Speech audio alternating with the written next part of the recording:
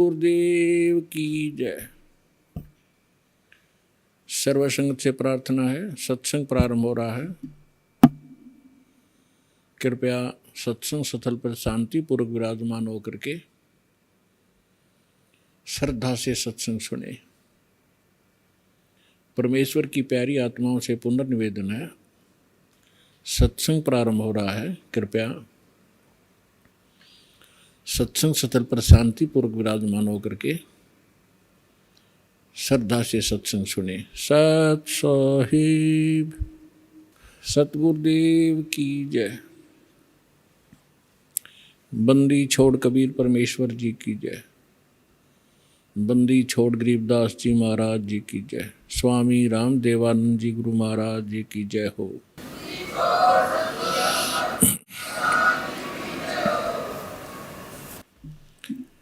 गरीब नमो नमो सतपुरुष को नमस्कार गुरु के नहीं। सुर नर मुनि जन साधु संतों सर्वस दी नहीं। सतगुरु साहेब संत सब दंडोतम प्रणाम।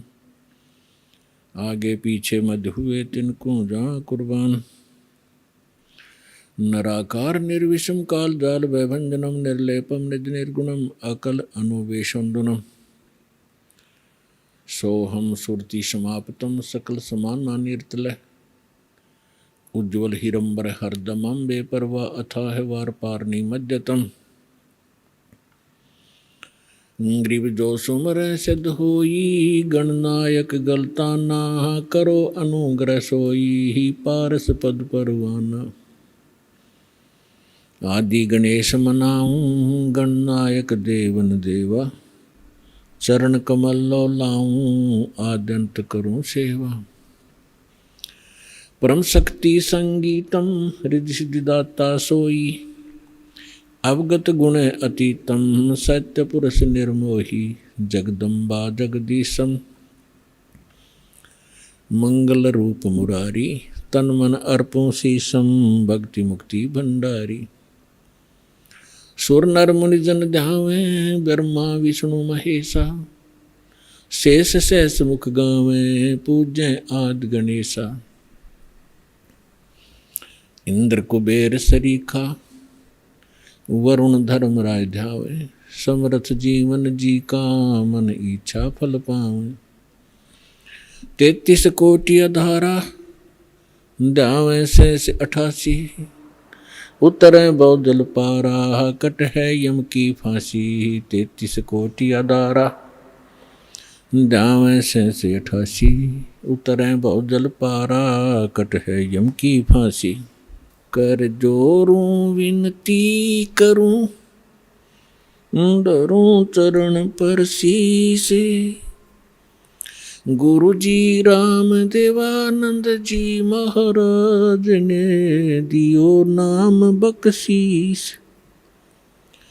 कोटि कोटि सिजदा करूं कोटि कोटि प्रणाम। चरण कमल में राखियो मैं बांधी जाम गुलाम। कुत्ता हूँ गुरुदेव का रामपाल दास का नाम। गले प्रेम की जेवड़ी जाखें चोवा जाऊं। तो करो तो बावड़ू दूर दूर करो तो जाऊं। ज्यों राखो त्यों ही रहूं। जो देवो सो खाऊं। परम पिता परमात्मा पूर्ण ब्रह्म सारी सृष्टि के रचनार कबीर परमेश्वर कबीर देव जी की असीम रजा से आप सभी पुण्यात्माएं परमात्मा की महिमा सुनने के लिए उपस्थित हुए। जिस प्राणी के जिस जीव के पूर्व जन्म के शुभ संस्कार उदय होते हैं उनको मानव शरीर प्राप्त होता है।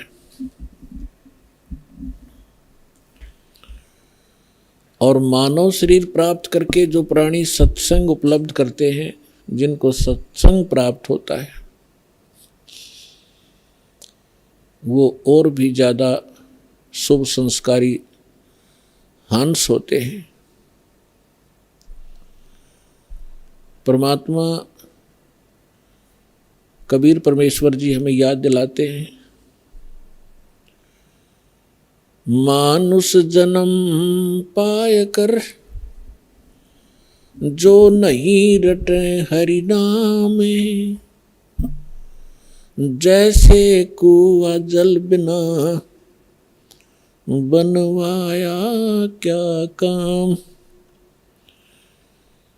परमेश्वर जो हमारे जनक हैं, जो हमारे हितैषी हैं और जो हमें यथार्थ तत्व ज्ञान और यथार्थ भक्ति विधि बताने के लिए स्वयं ही यहाँ इस काल के लोक में प्रवेश होते हैं। सतलोक से अपने निज सुख में स्थान से चलकर वो भगवान आते हैं। वही आकर के हमें ज्ञान कराते हैं कि आप जिस लोक में रह रहे हो, ये लोक काल का है और काल के अर्थ से आप परिचित हैं। श्रीमद् भगवत गीता अध्याय नंबर 11 के श्लोक नंबर 32 में गीता ज्ञानदाता श्री कृष्ण जी में प्रवेश करके ये काल बोल रहा है। ये कह रहा कि अर्जुन, मैं काल हूँ और सभी लोकों का नाश करने के लिए अब प्रवृत्त हुआ हूँ। अब श्री कृष्ण जी तो पहले ही अर्जुन के साथ थे, तो श्री कृष्ण ये नहीं कह सकते कि मैं काल हूँ और अभी सबको खाने के लिए अब प्रवृत्त हुआ हूँ, अब मैं प्रगट हुआ हूँ। ये काल कौन है, इसके विषय में रह रहकर सत्संग के माध्यम से बताया गया है और बताते रहेंगे। आज थोड़ा सा विषय दूसरा रहेगा। तो श्री कृष्ण जी के अंदर प्रवेश करके ये काल बोल रहा है। ये खुद कह रहा है कि मैं काल हूँ और सबका नाश करने के लिए प्रकट हुआ हूँ। तो इससे सहज समझ में आ सकता है, विचार किया जा सकता है कि जिसको हम भगवान मान रहे थे वो तो काल है, जिससे हम सुख की आशा करते थे उसके पास सुख नाम की वस्तु नहीं है। जैसे कोई अंगारों से, अग्नि से और शीतलता खोजने की चेष्टा करता है तो उसको ज्ञान नहीं है, किसी ने भ्रमित कर रखा है, उसको हाथ जला रहा है रह रहकर। ठीक इसी प्रकार अब तक जितने ऋषि महर्षि साधु संत हुए हैं, जो परमात्मा से परिचित नहीं हो पाए, जिनको भगवान मिले नहीं, उन्होंने इस काल को ही परमात्मा जानकर इससे सुख प्राप्ति के लिए हजारों वर्षों तक अपने शरीरों को गला दिया सुख की प्राप्ति में। अब प्रश्न यही उठता है कि जहां अंगारे बरस रहे हों और वहां पर शीतलता की आशा जो करता है तो वो अज्ञानी व्यक्ति होता है। तो अभी तक हम अज्ञानी थे इस काल के लोक में और हम सुख खोज रहे थे। तो परमेश्वर ने आके बताया कि जिसको आप सुख मानते हो, किसको सुख मानते हो? जो निर्धन है वो सोचता है कि धनवान सुखी, धनवान ये सोचता है कि राजा सुखी। धनी सोचता है कि मेरे सामने भी बहुत सी प्रॉब्लम आती हैं, समस्याएं आती रहती हैं, कहीं चोरी का डर है, कभी कोई टैक्स देना पड़ता है, कभी कुछ करना होता है, तो वो सोचता है कि राजा सुखी।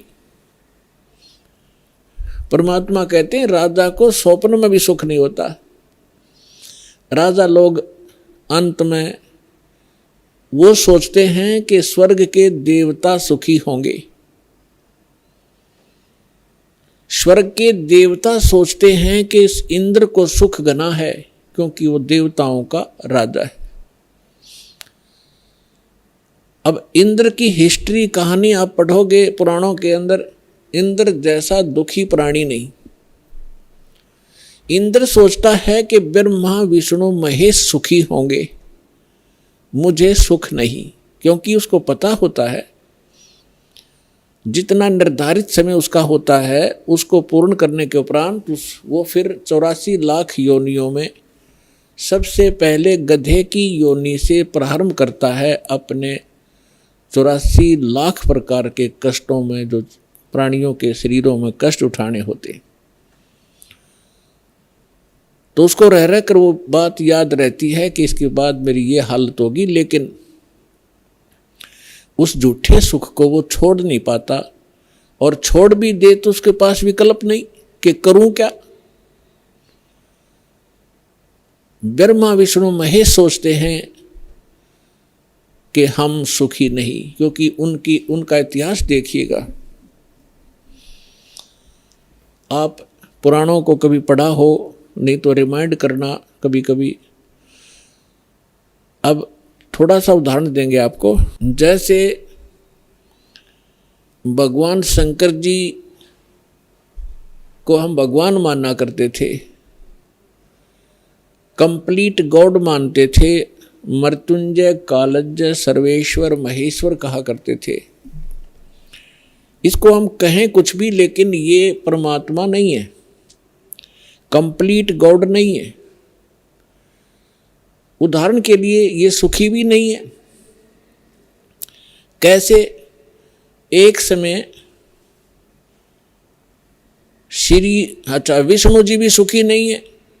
विष्णु अवतार श्री रामचंद्र रूप में राजा दशरथ के घर जन्म लिया, ये सभी हमारे धर्म गुरु भी बताते रहे हैं और इनके लीला, इनकी जीवनी भी बताती है।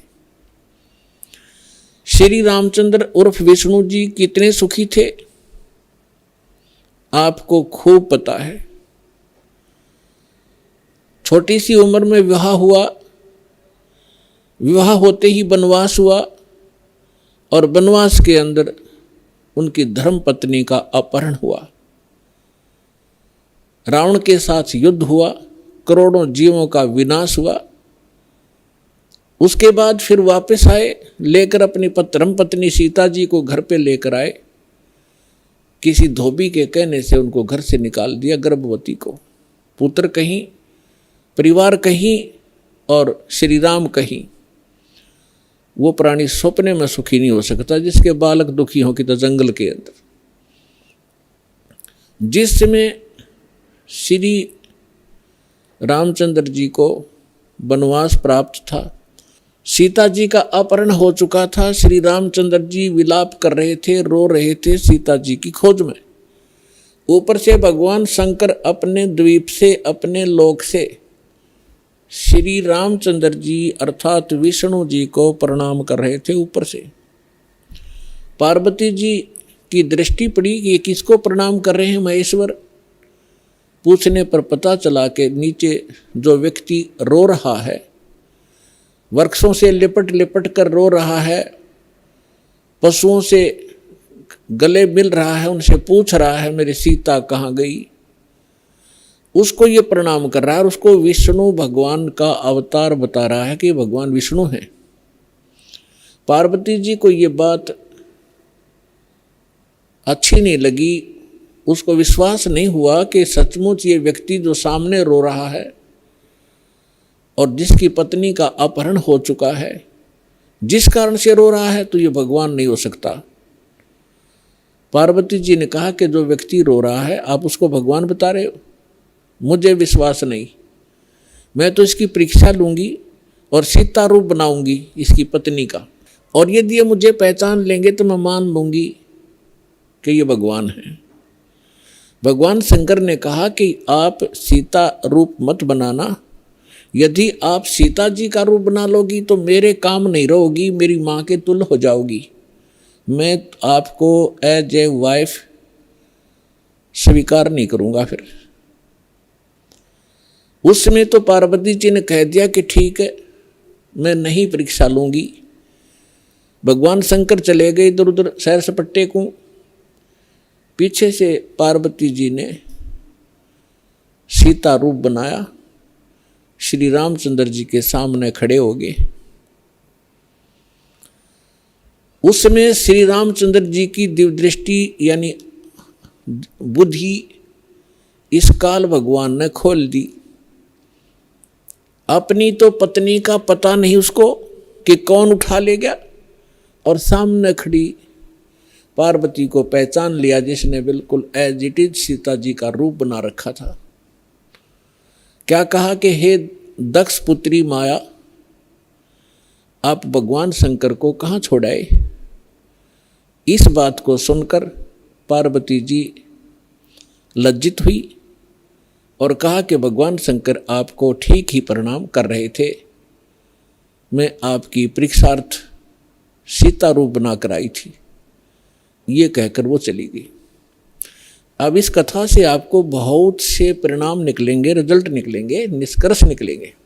एक तो कंसेप्ट यही क्लियर करेंगे कि आपके मन में ये शंका उत्पन्न होगी कि श्री रामचंद्र जी ने पार्वती जी को तो पहचान लिया और अपनी पत्नी के विषय में उसको ज्ञान नहीं।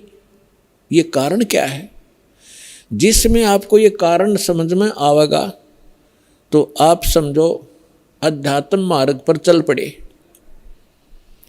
इसका कारण है जैसे गीता अध्याय नंबर 7 के श्लोक नंबर 4, 5 और 6 में ये गीता ज्ञानदाता कहता है कि अर्जुन, यहाँ जितने भी मेरे लोक में जितने भी प्राणी हैं, इनमें बलवानों का बल, बुद्धिमानों की बुद्धि मैं ही हूँ, यानी मेरे ही कंट्रोल में है। जब चाहे इनको ओपन कर दूँ, जब चाहे इनको ऑफ कर दूँ, जब चाहे मैं इनको ऑन कर देता हूँ।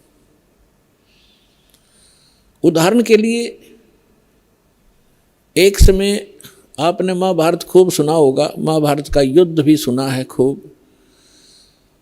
महाभारत के युद्ध के दौरान अर्जुन ने अपने धनुष के माध्यम से इतना नरसंहार किया था और सूरवीर कहलाए थे। एक तीर से 100 व्यक्तियों को मार डालते थे। वही गांडीव धनुष सुप्रसिद्ध था उसका।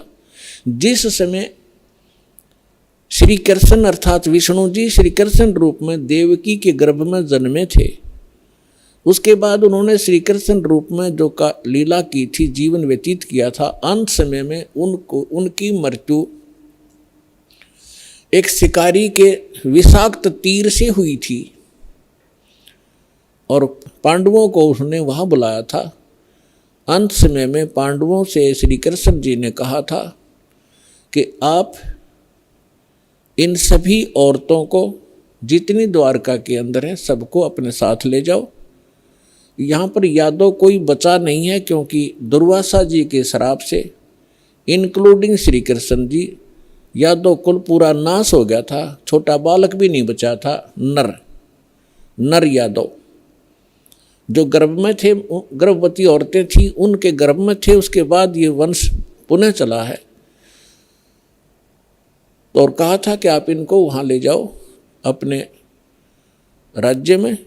यहाँ पुरुष रहा नहीं, यहाँ के और लोग इनकी बेइज्जती करेंगे, सताएंगे, आप इनको ले जाना। तो श्री कृष्ण जी के आदेश अनुसार अर्जुन सभी गोपियों को, द्वारका की स्त्रियों को साथ लेकर आ रहा था।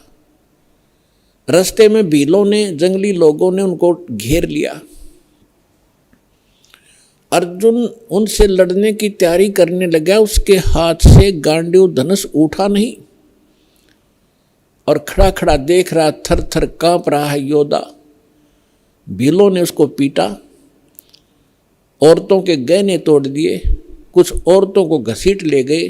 अर्जुन खड़ा खड़ा कांपता रहा।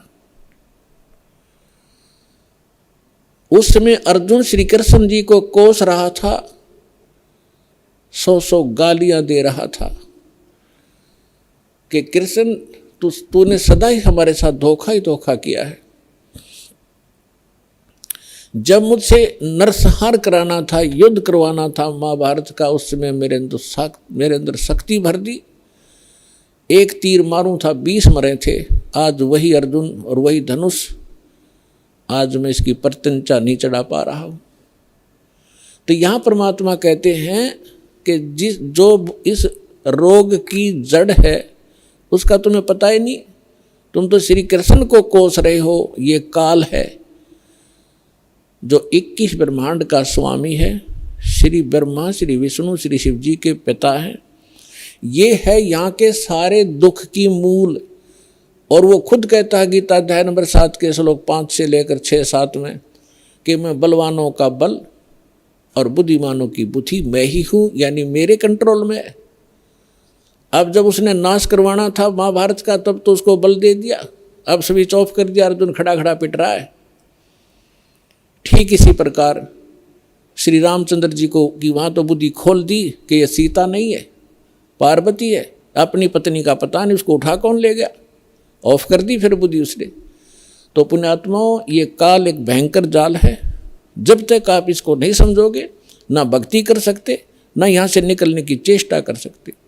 इसीलिए आपको रह रह कर यहाँ बुलाया जाता है, इस काल के जाल को विस्तार से समझाया जाता है, ताकि आपको डर बने। आप कहाँ रह रहे हो, यहाँ क्या आशा लगाए बैठे हो, किसके लिए सारा दिन भटक रहे हो। एक कोठी बनाऊंगा, एक बंगला बनाऊंगा, कार लूँगा, लड़का बड़ा अफसर बन जाएगा। कल मृत्यु हो जाती है लड़के की या पिता की। आप देख रहे कितने दुर्घटनाएं होती हैं। पीछे केदारनाथ के अंदर हजारों की संख्या में सपरिवार मारे गए ऐसे लोक में, और आप सुख खोज रहे हो। परमात्मा आके हमें बताया करते थे। तो भगवान परमेश्वर ने आके हमें बताया कि इसका एक विकल्प है। वो स्थान न्यारा है, वो भगवान न्यारा है जो कभी दुख नहीं देता। आप अंगारों में और शीतलता खोज रहे हो, आप काल के लोक में सुख खोज रहे हो। अब प्रसंग पर आते हैं कि ब्रह्मा विष्णु महेश भी सुखी नहीं। अब उधर से जब भगवान शंकर को पता लगा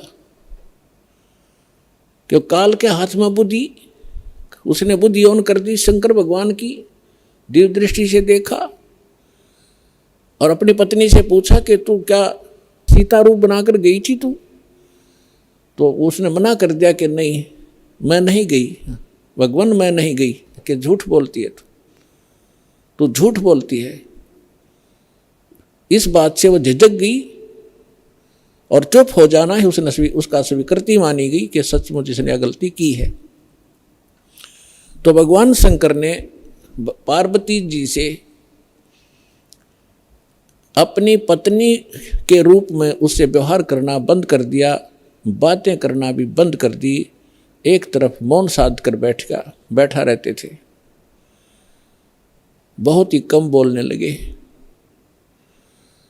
और कहने लगा कि मैंने आपको एक वफादार माना था, आपके ऊपर मैं वो विश्वास करता था कि मेरी धर्मपत्नी कभी मेरे को डिसीव नहीं करेगी, धोखा नहीं दे सकती।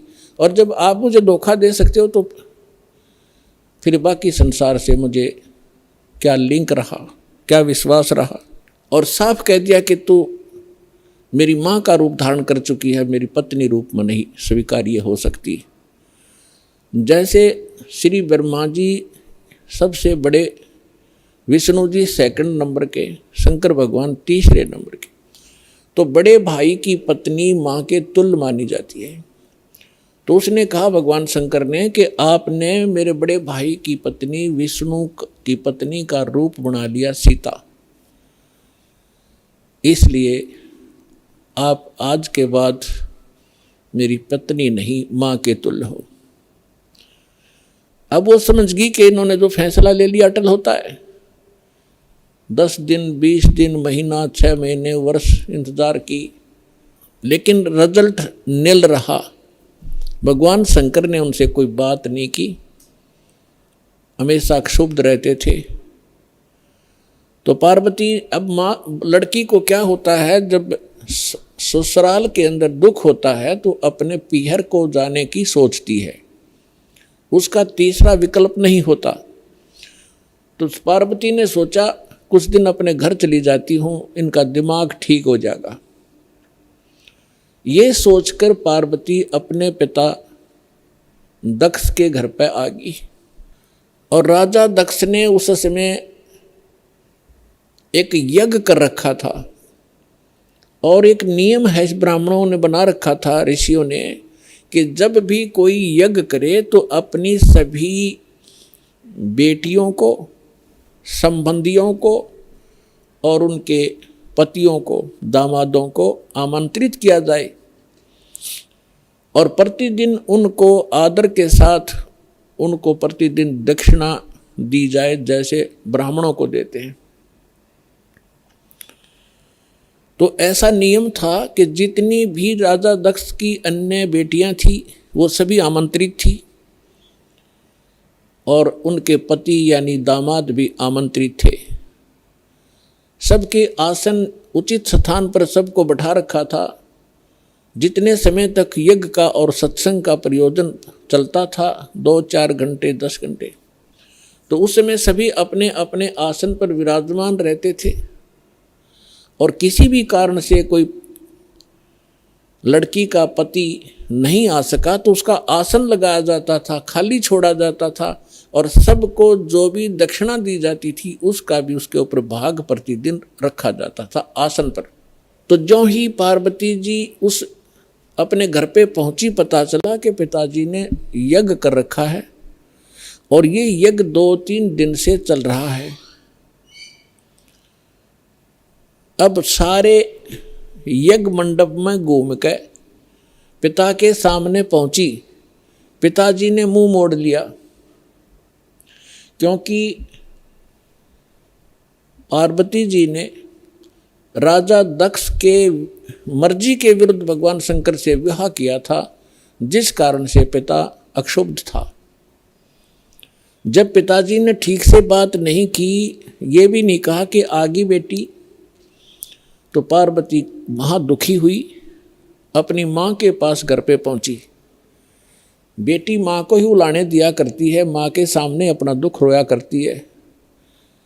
अपनी माँ के सामने जाकर कहा कि माँ, तुमने ऐसा भेदभाव हमारे साथ क्यों किया? आपने सभी अन्य मेरी बहनों के पति भी बुला रखे हैं, बहनों को भी आमंत्रित किया है, आपने हमें ना बुलाया ना आमंत्रित किया। और जिन बहनों के पति नहीं आए हैं उनका आसन लगा रखा है, उनका भाग सबको दिया जा रहा है। आपने न तो अपने दामाद का आसन लगवा रखा है, ना ही उनको आमंत्रित किया है और ना मुझे आमंत्रित किया। अब माँ ने कहा कि बेटी, ना तो आप मेरी बात मानती, ना तेरा पिता मानता, तू जाने तेरा बाप जाने, उनसे बात कर। अपनी मर्जी से तूने विवाह किया, जिस कारण से वो दुखी है तेरे से। वो फिर अपने पिता के पास गई और दक्ष से कहा कि पिताजी, आपने न तो हमें आमंत्रित किया और न ही आपने अपने दामाद को बुलाया, ना उनका कोई भाग आसन आपने लगा रखा है, ना उनका हिस्सा निकाल रहे हो। तब दक्ष ने कहा कि तू आई किस लिए यहाँ पर? तेरे को किसने आमंत्रित किया था? अपनी मर्जी से विवाह किया था, रह उसके साथ, उस जंगली के साथ रहे। ऐसी बहुत सी बातें बकवास की। तो पार्वती ने देखा कि भगवान शिव अब मुझे स्वीकार करेगा नहीं, घर में मेरा सत्कार नहीं। तो उसी समय एक हवन कुंड बना रखा था, उसमें 6 गेर का 1 क्विंटल लकड़ और गेरे थे, चारों तरफ से डाल रहे थे वह ब्राह्मण ऋषि। घी पूरा बकड़ बड़ा था, पूरी लो लकड़े थी उसमें। तो पार्वती जी यानी दक्ष की बेटी उस हवन कुंड में छलांग लगाएगी, आत्मदाह कर लिया। यज्ञ खंड हुआ, जल्दी से उस लड़की को निकाला गया। तब तक उसका मांस जल चुका था, मर चुकी थी, अस्थि शेष रह गई थी, हार्ड शेष थी। लंबी कथा है, हम जिस उद्देश्य से ये कथा सुना रहे हैं उसी को लेंगे। भगवान शंकर को पता चला अपने सभी अनुचरों को साथ लेकर वहां पहुंचे। उससे पहले उन्होंने भैरव को भेजा, उसने आकर के वहाँ, बहुत सी लंबी कहानी है। भगवान विष्णु भी विद्वान थे उस यज्ञ में, भगवान ब्रह्मा जी भी विद्वान थे। जब उनको पता चला कि भगवान शंकर अपनी सेना के साथ आ रहे हैं, तो ब्रह्मा जी तो पहले भाग गए, विष्णु जी भागने लगे। तब शंकर दक्ष ने कहा कि भगवान, मैंने आपकी ही सुरक्षा में ये यज्ञ किया था, आप भी मुझे आपत्ति में छोड़ कर जा रहे हो। तो भगवान विष्णु फिर रुक गए थे, उन्होंने लड़ाई की। लड़ाई में फिर वो काफ़ी परास्त हुए, शतब्द हो गए, फिर भाग गए वह वहाँ से छोड़कर।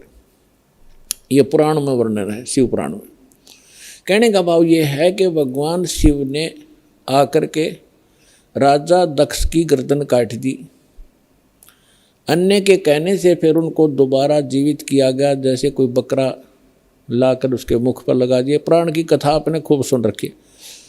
हम इस विषय पर आएंगे अपनात्मा। जैसे यहाँ फिर एक शंका उत्पन्न हो जाएगी आपको कि भगवान शिव ने राजा दक्ष को जीवित कर दिया और बकरे की गर्दन लगा दी, तो भगवान शंकर में भी तो शक्ति है। पुण्यात्माओं, जैसे धर्मदास जी ने एक बार आदरणीय धर्मदास साहिब जी ने भगवान कबीर परमेश्वर जी से यही प्रश्न किया था कि हे परमात्मा, आप कह रहे हो कि राम और श्री कृष्ण ये समर्थ भगवान नहीं है, यानी विष्णु और शंकर और ब्रह्मा जी। विष्णु जी के अवतार श्री कृष्ण जी आए हुए थे, उन्होंने राजा मोर ध्वज के घर पर एक लीला की थी, जाकर दो साधु रूप बना के। और राजा मोर ध्वज ने अपने पुत्र ताम्र ध्वज को आरे से चीर दिया था, भगवान श्री कृष्ण जी ने उसको जीवित कर दिया था। आप ये कह रहे हो कि ये सक्षम नहीं है, ये बात मेरे गला उतरती नहीं। तब परमात्मा ने उदाहरण दिया था कि पुत्र बात सुन, यहाँ तो मोर ध्वज के पुत्र ताम्र ध्वज को श्री कृष्ण जी ने जीवित कर दिया आरे से दो फाड़ कर होने के उपरांत, और उसका सगा भांजा सुभद्रा पुत्र अभिमन्यु महाभारत के युद्ध में मारा गया था। पांडवों का कुलनाश हो रहा था, हाहाकार मची थी। श्री कृष्ण रो रहा था, उसकी बहन रो रही थी, पांचों पांडव टक्कर मार रहे थे। उस समय अभिमन्यु को जीवित नहीं किया उसने। उस समय कहाँ गई थी उनकी वो सामर्थ्य? तब धर्मदास जी ने कहा था, भगवान इसका उत्तर भी आप ही दे सकते हो, हम तो बस इतने बच्चों जैसे प्रश्न है हमारे, बच्चों जैसी बुद्धि है हमारी। ये भी बात सही है आपकी कि वहाँ क्यों ना जीवित किया उसको। तो परमात्मा ने कहा कि ताम्र ध्वज लड़के की आयु शेष थी, और जिसकी आयु शेष है, ये डॉक्टर एक टांग काट कर दूसरी जगह लगा देते हैं, यहाँ की खाल उतारी वहाँ जोड़ देते हैं, ये तो एक वैज्ञानिक कर देते हैं इस काम को। और जिनकी आयु नहीं रहती है, डॉक्टर फेल हो जाते हैं। खुद डॉक्टर हार्ट अटैक का हार्ट का स्पेशलिस्ट डॉक्टर, और हार्ट की बीमारी से ग्रस्त, रात में गोली टेबलेट खा भी नहीं पाया, 1 मिनट में सांस पूरा हो गया। तो भगवान से बड़ा ना कोई विज्ञान है, ना ये छोटे भगवान है। भगवान तो भगवान ही है, वो समर्थ है, सत्य पुरुष है। तब परमात्मा ने बताया कि ताम्र ध्वज की आयु शेष थी, अभिमन्यु की आयु इतनी ही थी, और ये भगवान इतना ही काम कर सकते हैं। आयु शेष थी तो उसकी राजा दक्ष को दूसरे गर्दन जोड़ दी, चल भाई, लेकिन ये सक्षम नहीं है। अब आगे देखना क्या होता है कि भगवान शंकर ने पार्वती जी की अस्थियां उठा ली और 10,000 वर्ष तक उसको सीने से लगा के पार्वती पार्वती दक्ष माया दक्ष पुत्री करते करते पागलों की तरह भटकता रहा। अपने आत्मा अब ये हम भगवान ब्रह्मा, भगवान विष्णु, भगवान शिव जी को सुखी माने, ये सुखी है, ये सुखी व्यक्ति के लक्षण है। 10,000 वर्ष तक पागलों की तरह खाना ना पीना ना, हाय पार्वती, हाय दक्ष माया, हाय दक्ष की पुत्री, तो हमारे पास ज्ञान का टोटा था, जिस कारण से हमने प्रत्येक को भगवान और समर्थ मान लिया। देखो ऐसा नहीं कह रहा दास, ना मेरे भगवान ने कहा कि ब्रह्मा विष्णु महेश बिल्कुल यूजलेस है।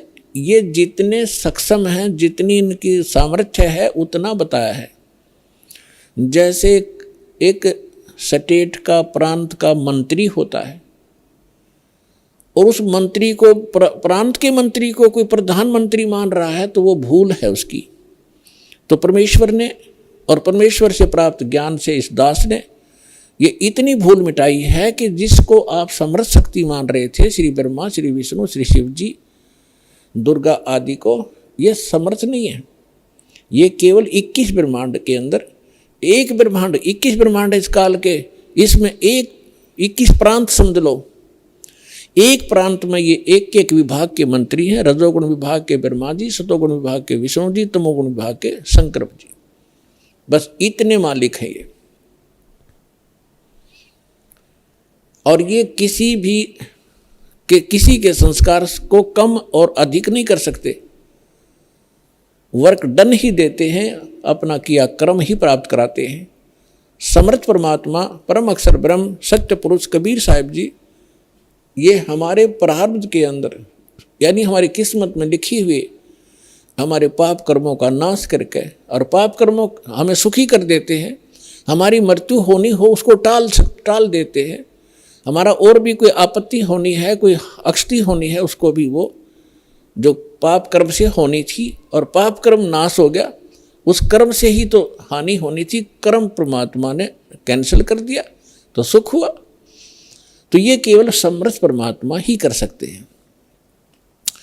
अब दास आज ये बता रहा था आपको कि परमात्मा ने हमें आकर के ये बताया है कि इस काल के लोक में, और आप सुख खोज रहे हो,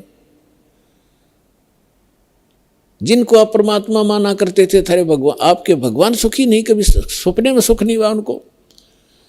भगवान श्री कृष्ण जी का जन्म हुआ, मामा दुश्मन बन गया, जेल में जन्म हुआ, और मामा शत्रु पीछे पड़ा रहा।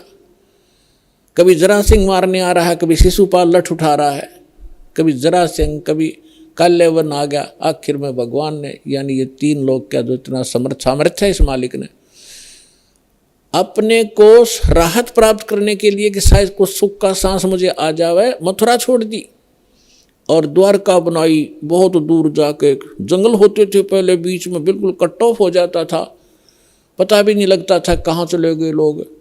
द्वारका समुद्र के अंदर एक टापू में जाकर अपना जीवन निर्वाह किया।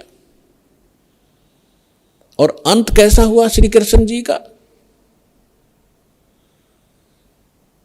अब भगवान सूक्ष्म वेद में बताते हैं, एक समय द्वारका के किनारे, द्वारका की बनी में, एक तो होता जंगल, एक होती है बनी, यानी स्मॉल फॉरेस्ट, छोटा जंगल जो गांव के, नगर के आसपास होता है, उसको बनी बोलते हैं। तो वहां बनी में जाकर दुर्वासा ऋषि बैठ गए,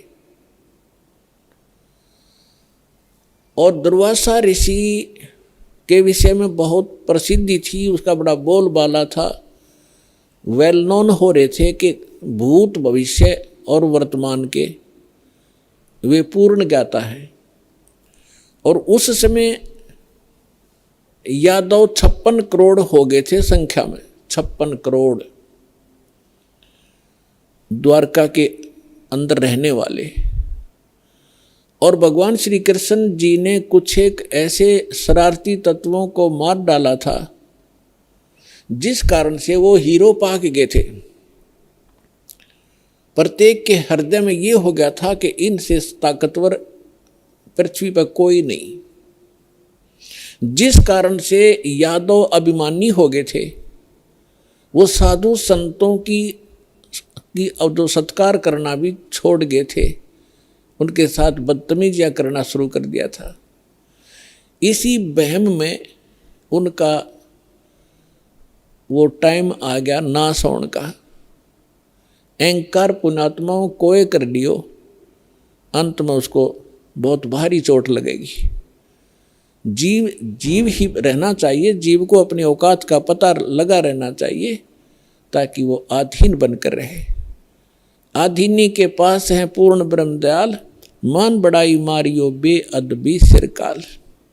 विभीषण का भाग बडेरा, दासा तन आया तिस डेरा, दासा तन आया विश्व बीसा, अर्ता को लंक दे बख्शीसा। ये उदाहरण देकर समझा रहे हैं परमात्मा के अधीन व्यक्ति के साथ भगवान होता है, और यहाँ के जो झूठे मूठे सुख हैं वो भी उस अधीन और भक्त को ही प्राप्त हुआ करते हैं। रावण ने कितनी भक्ति की, सिर भी काट कर चढ़ा दिए, लेकिन अभिमान नहीं गया। जिस लंका को वो रखना चाहता था उस लंका को से भी हाथ धोना पड़ा अंत में उस अहंकारी प्राणी ने, और एक अधीन बनकर भगवान की भक्ति करता था। परमात्मा आए हुए थे, मुनिंद्र नाम से आए थे त्रेता युग में, जब मंदोदरी और विभीषण परमात्मा के शिष्य हुए थे। और परमात्मा के ज्ञान से आधीनी आती है, आधीनी शिक्षा पर सभी भगत के गुण संपन्न होते हैं, और जिसके अंदर भगत के गुण है वह भगवान रहता है। जिस कारण से विभीषण को वो लंका भी प्राप्त करवाई दाता ने, और रावण उस लंका को रख नहीं सका। वो भक्ति भी करता था लेकिन अभिमान नहीं कहा। तो कहने का भाव ये है कि इस सत्संग से आपको हर एक पहलू पर रोशनी दी जाएगी, ताकि आप परमात्मा के इस तत्व ज्ञान की रोशनी से कहीं ठोकर ना खावें, कहीं गिर ना जावें, अपना काम ना बिगाड़ लें। ये फाउल पॉइंट आपको गिनवाए जा रहे हैं भक्ति के अंदर जो होते।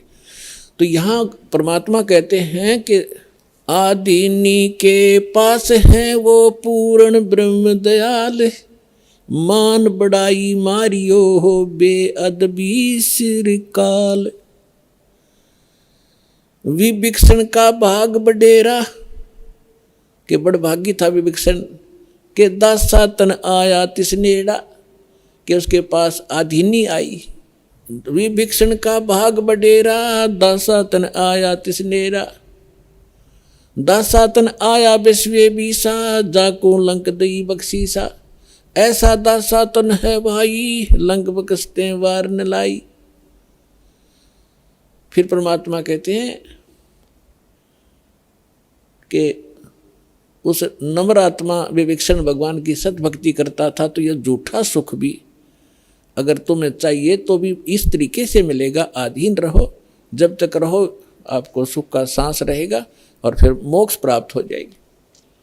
अब हम आते हैं उसी प्रसंग पे कि यादव सभी भगवान श्री कृष्ण जी की आड़ में अहंकारी हो गए, साधु संतों का सत्कार त्याग दिया, उनके साथ मजाक करने लगे।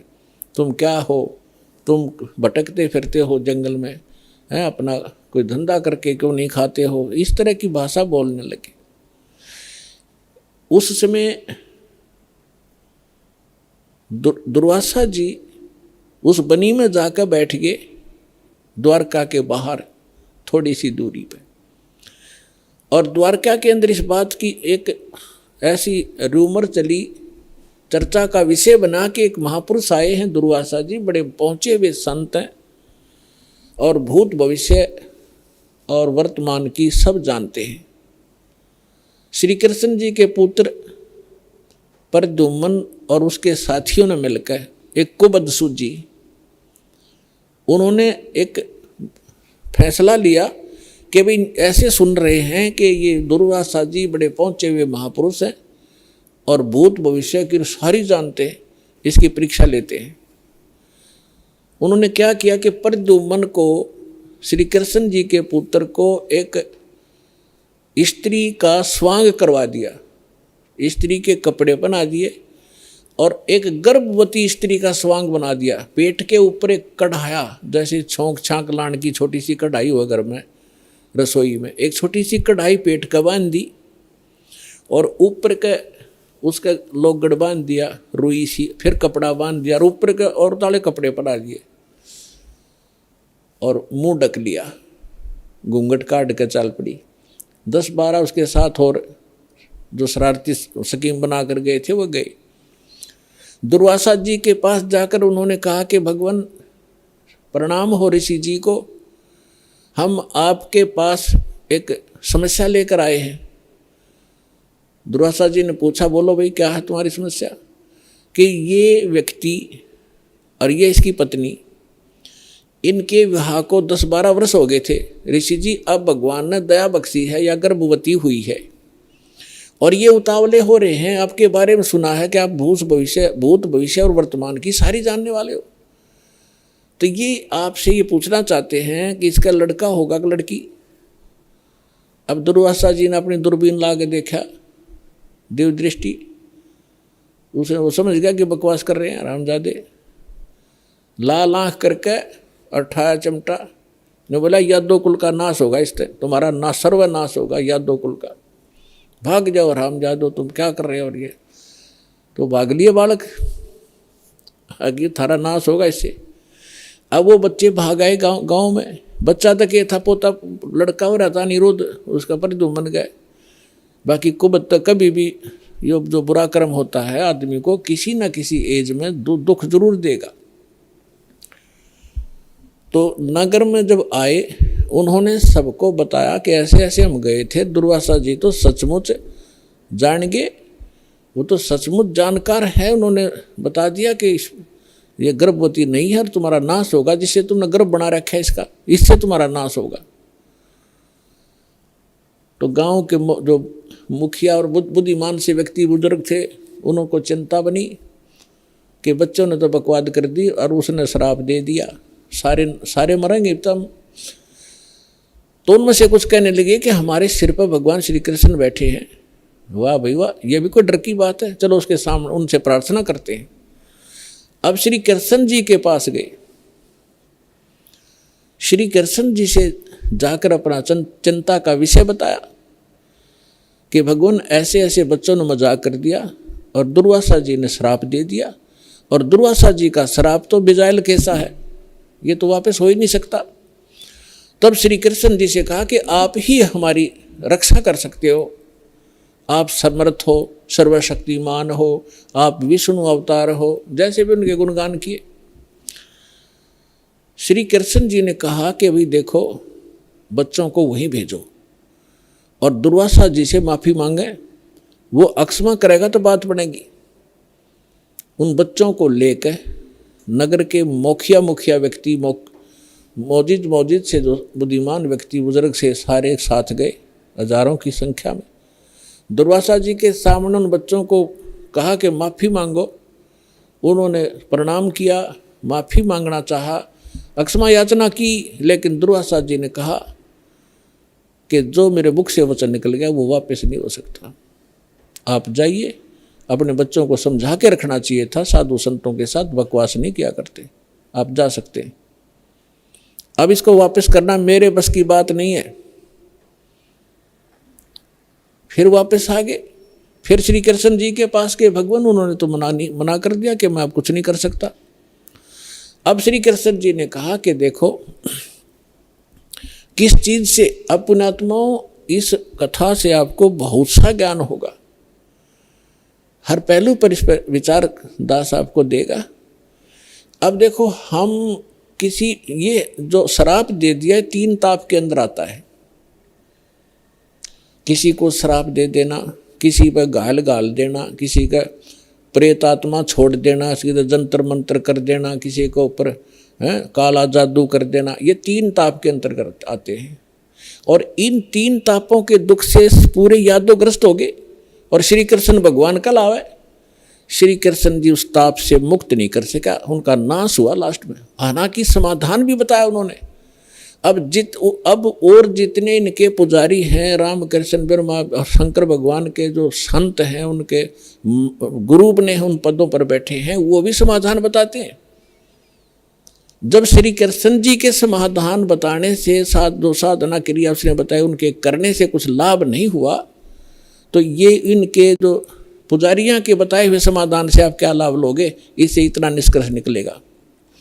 अब क्या हुआ कि श्री कृष्ण जी ने कहा कि देखो, चिंता मत करो, सीधा सा हल है इसका कि किस से हमारा नाश होगा, कि जो कढ़ाई बांधी थी पेट पे, लोहे की कढ़ाई, और जो कपड़े पहन रखे थे, वो लोगड़ रुई लगा रखी थी, इनको तो जला दो, कपड़ों को तो।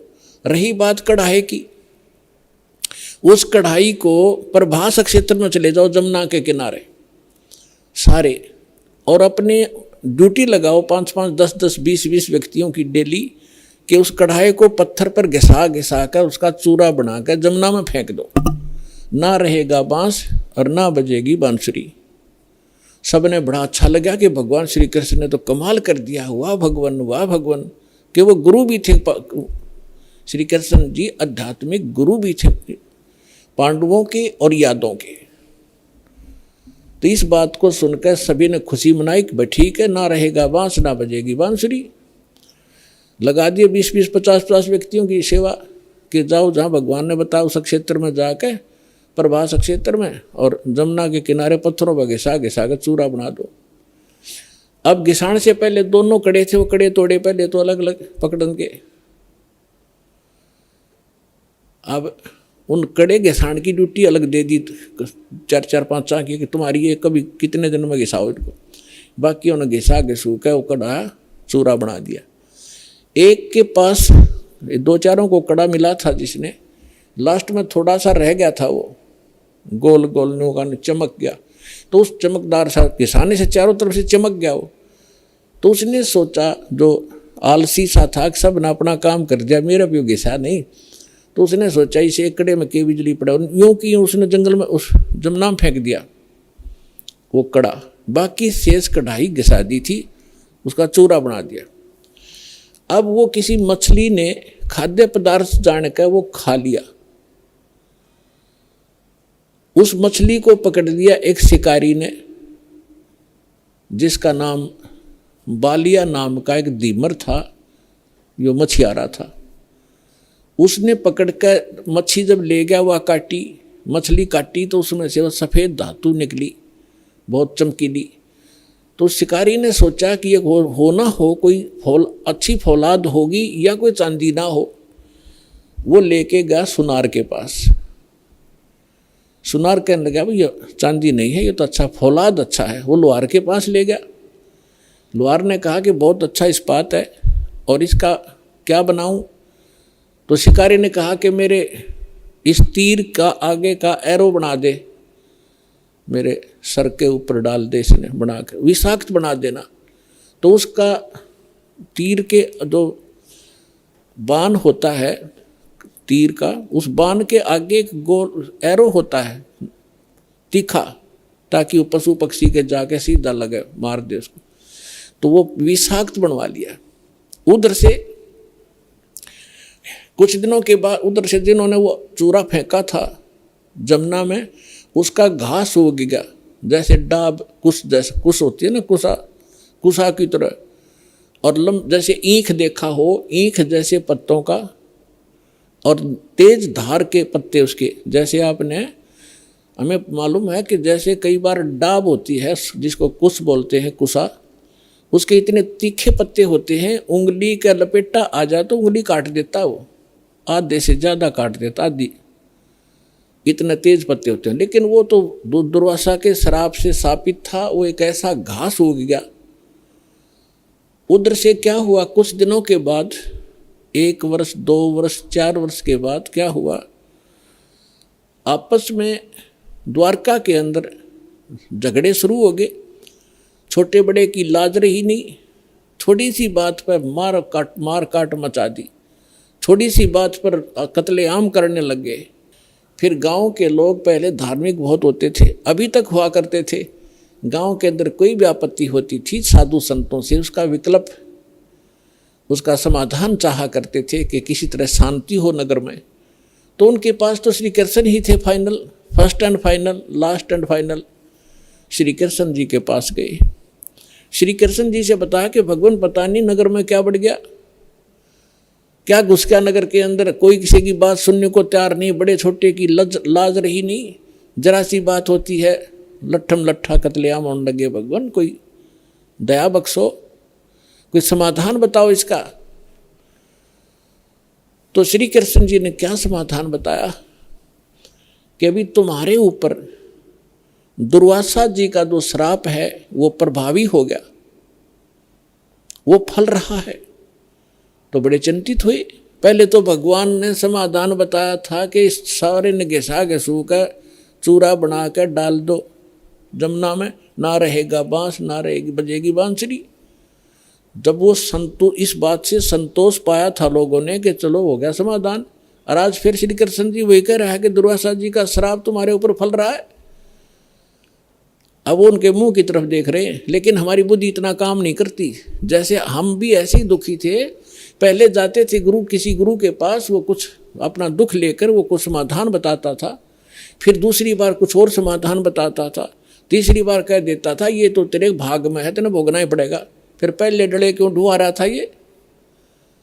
ऐसे ही ये सब का यही स्थिति है।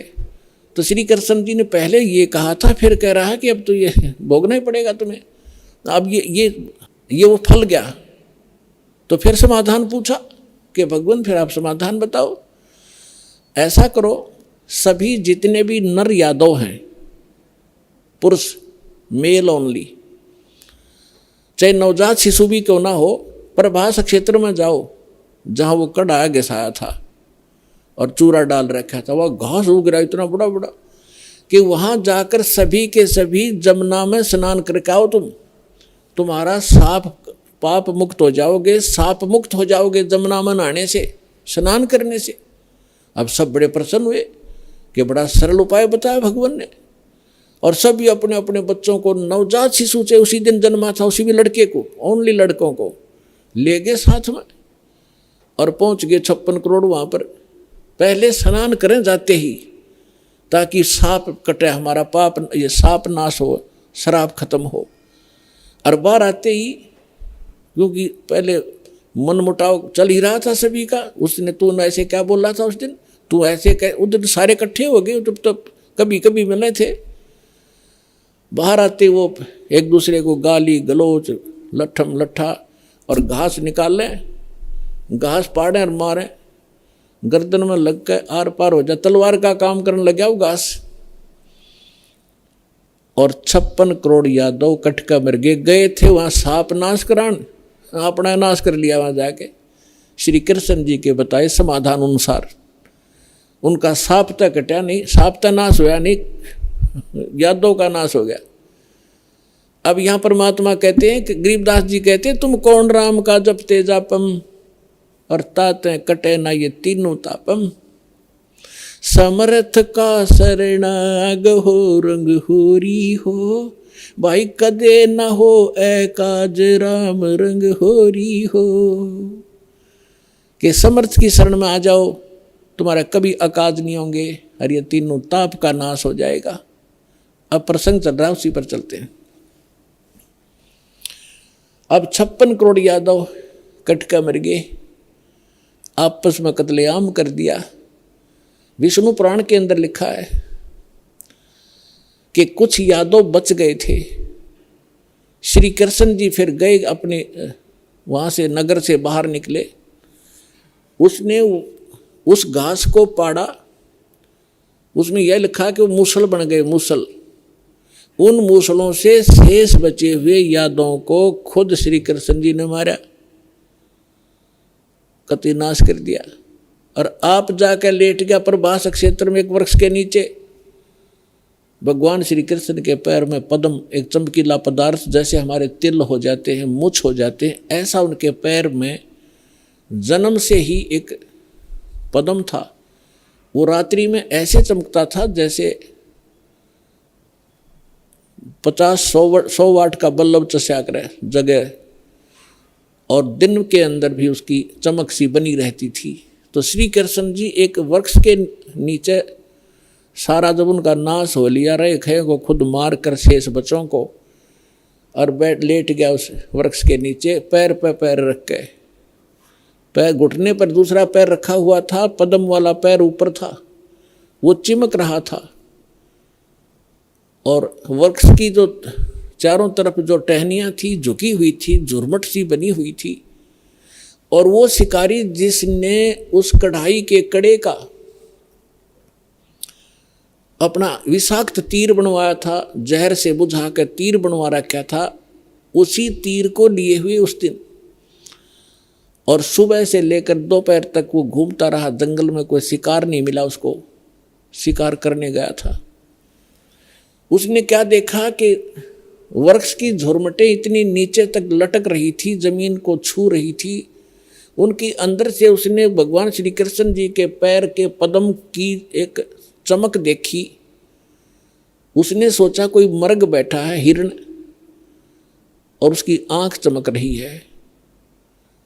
यदि मैं इधर से जाऊंगा तो ये भाग जाएगा, कोई हिरण मुझे मिला नहीं है, क्यों ना यहीं से इसको मार डालूं। झुरमठों में से निशाना साध के मर्ग की हिरण की आंख जान के भगवान श्री कृष्ण के पैर पर तीर मार दिया विषाक्त। ज्यों ही तीर लगा श्री कृष्ण जी कराहने लगे, रे मर गया रे, मर गया रे, मर गया रे। शिकारी ने सोचा किसी मनुष्य का लग गया भाई, ये तो बात बिगड़गी। दौड़ के आगे देखा, क्या देखा कि द्वारकाधीश मुकुट समेत वहां तड़फ रहा है। उस मुकुट आदि से वो पहचान गया कि ये राजा है। तब उसने करबद्ध होकर कहा कि भगवान मुझे गलती होगी, अनजाने में लग गया मेरी, आप तो अंतर्यामी हैं, आप सारी जानते हो, मेरी इच्छा नहीं थी आपको मारने की, मेरी कोई दुश्मनी नहीं थी आपसे, और ऐसे ऐसे मेरे से गलती होगी, मैंने आपके इस चमक को हिरण की आंख जाना। तब श्री कृष्ण जी ने कहा, क्योंकि काल के हाथ में रिमोट, वह दिव्य दृष्टि दे दी कि भाई ये तेरा और मेरा कोई पिछला अकाउंट था, वो क्लियर हो गया। तेरा और मेरा पिछला हिसाब था, वो क्लियर हो गया, तेरा दोष नहीं। अब वो शिकारी कहने लगा, भगवान आपका और मेरा, आप राजा में रंक, आपका और मेरा क्या हिसाब हो सकता है। तब श्री कृष्ण ने कहा कि मैं श्री राम रूप में आया था राजा दशरथ के घर, और आप थे बाली सुग्रीव के भाई। उस समय मैंने आपको वृक्ष की आड़ लेकर धोखा देकर मारा था, और आपने जब कहा था कि आपने ये बदला देना पड़ेगा, आप युद्ध के नियम से फेल हो गए हो, तब मैंने कहा था कि तेरा बदला दूंगा। आज तेरा मेरा वो अकाउंट क्लियर हो लिया। अब यहां परमात्मा कहते हैं, बदला कहीं ना जात है इस तीन लोक के माही, सतगुरु मिले कबीर से फिर लेन देन कछु नाही। अब क्या बताते हैं कि तीन लोक के इन भगवानों ने भी अपना टिट फॉर टेट पूरा करना पड़ता है। तुम इनसे अपने संस्कार कटवाने के लिए भक्ति कर रहे हो कि हमारा पाप कटे, हमें दुख दूर और सुख दे। ये अपने दुख नहीं दूर कर सके, तुम्हारे कैसे कर देंगे, भगवान कहा करते थे कबीर जी। और समर्थ कबीर साहब की शरण में आने से फिर ये लेन देन समाप्त कर देंगे आपका, कुछ नहीं बचेगा। सब अपनी कलम के पास, समर्थ के पास पावर होती है कि मासा घटे ना तिल बधे, विध ना लिखे जो लेख, और सच्चा सतगुरु मेट कर ऊपर मार दे मेघ। अपने आत्मा सूक्ष्म वेद में बताया है,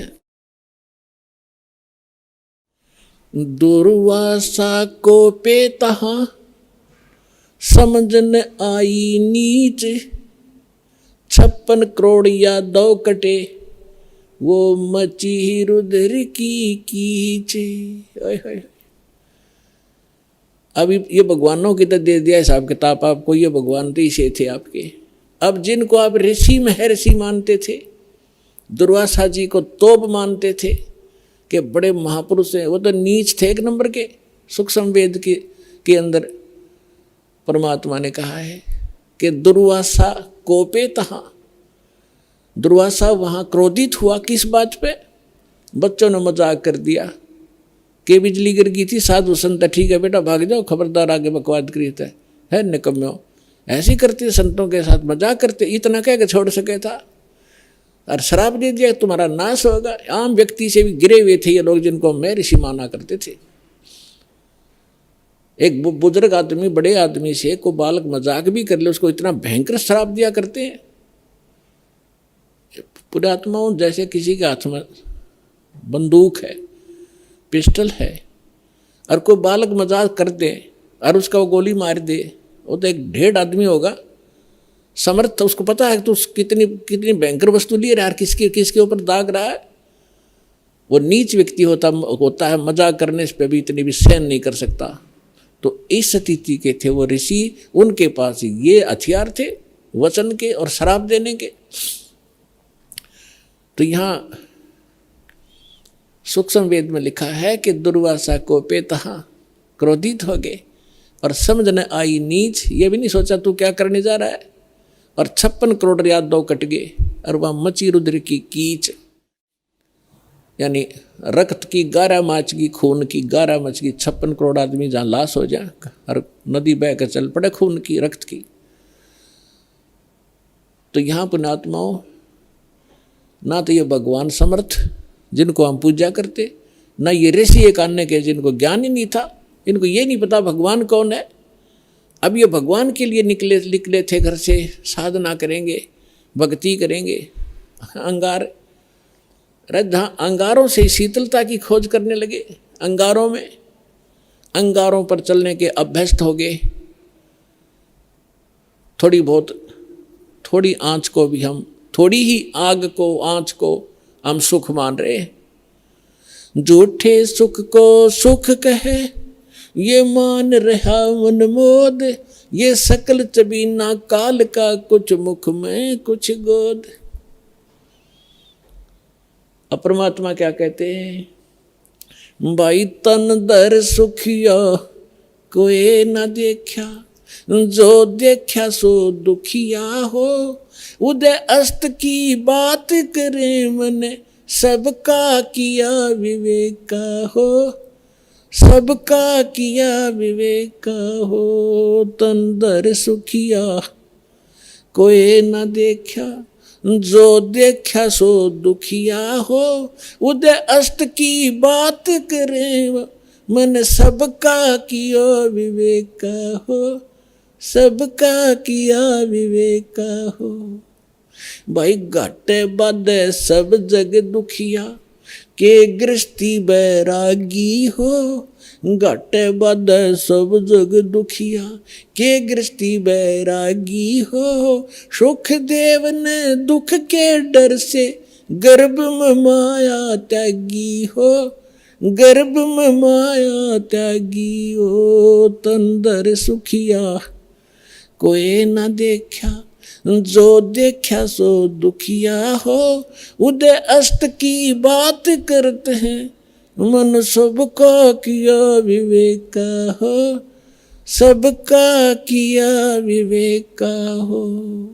भाई जंगम दुखिया योगी दुखिया, तपस्वी को दुख दूना हो, जंगम दुखिया योगी दुखिया, तपस्वी को दुख दूना हो। आशा तृष्णा सब में व्यापे, कोई महल न सुना हो, कोई महल न सुना हो। तन दर सुखिया कोई न देखा, जो देखा सो दुखिया हो, उदय अस्त की बात करते हैं मन, सबको किया विवेका हो, सबका किया विवेका हो।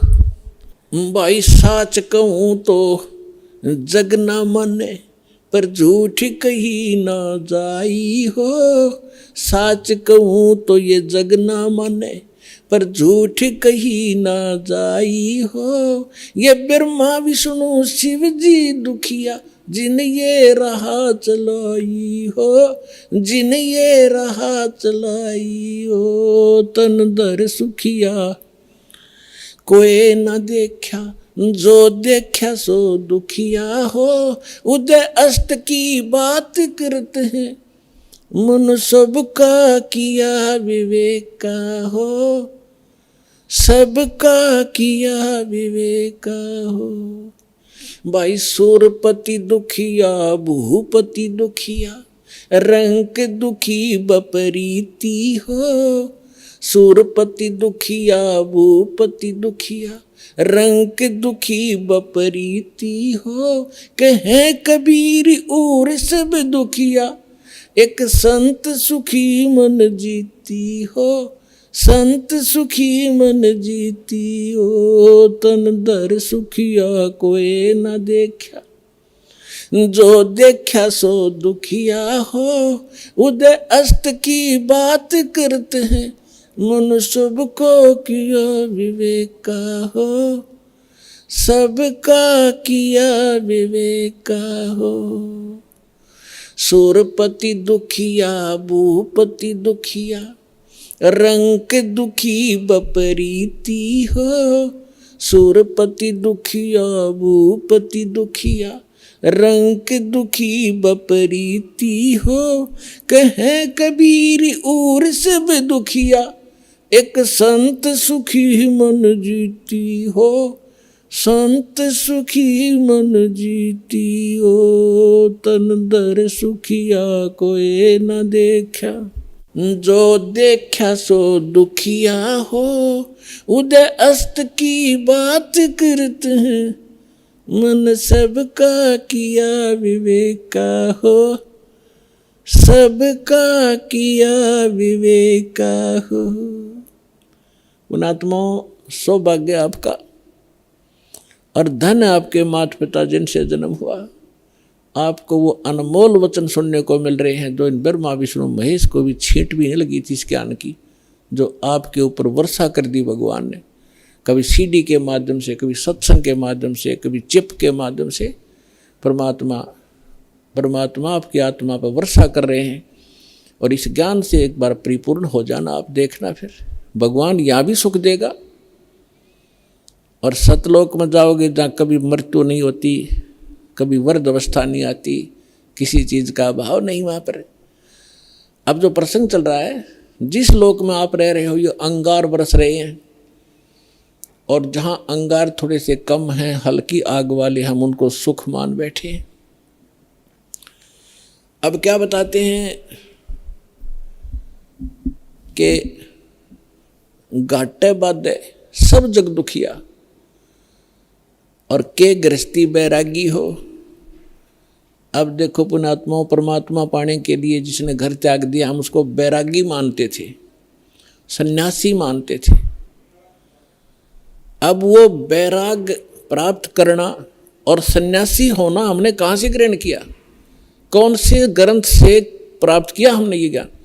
श्रीमद् भगवत गीता अध्याय नंबर 3 के श्लोक नंबर 4, 5, 6, 7 में स्पष्ट वर्णन किया है कि अर्जुन, यदि तू काम छोड़ कर कर्म सन्यासी बन गया, जंगल में जा बैठा, तेरा निर्वाह कैसे होगा, पेट कैसे पालेगा तू?